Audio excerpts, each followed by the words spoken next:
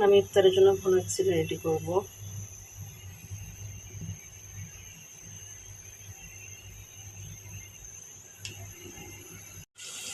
দিয়ে দিলাম পেঁয়াজ। পেঁয়াজটা আমি হালকা বেরেস্তা করে নেব।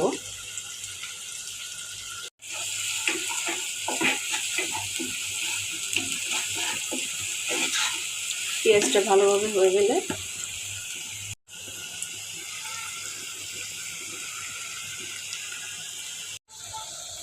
এখন পরিমাণ মতো 2 চামচ 4 চামচ দিয়ে আদা বাটা দিয়ে দেব।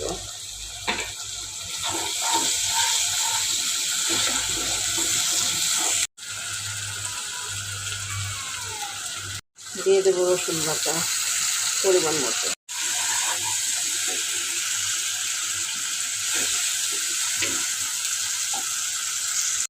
এক চামচ পেঁয়াজ বাটা দিয়ে দেবো আমি। দিয়ে দেবো হচ্ছে জিরা আর মিষ্টি সব গুঁড়া পরিমাণ মতো মরিচের গুঁড়া একটু দিয়ে দেবো। দিয়ে দেবো মাংসের মশলা।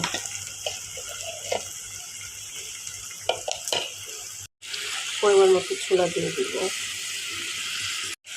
এখন আমি দিয়ে দেবো গাজর আর আলু কেটে রাখছিলাম ফ্রিজ করে, ওইটা আমি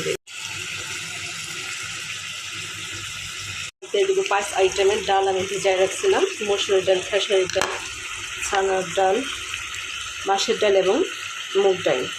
এখন আমি এগুলো ভালোভাবে কষায় নেব, তারপর আমি পোলাওয়ের চালটা দিয়ে দেবো আর কি। দেখেন কালারটা কি সুন্দর আসছে।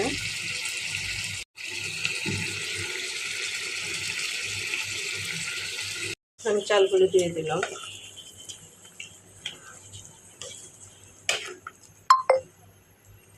চালগুলোতে আমি ভালোভাবে নাড়াচাড়া দিয়ে নেব, পানিটা ঝরায় নেব আর কি। দিয়ে দিছি, আমি ভালো ফুটিয়ে গেল।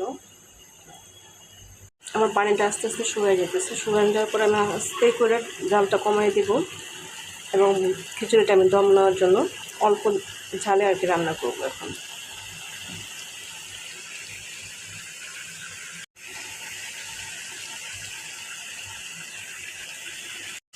আমি কয়েকটা কাঁচামরিচ দিয়ে দিব।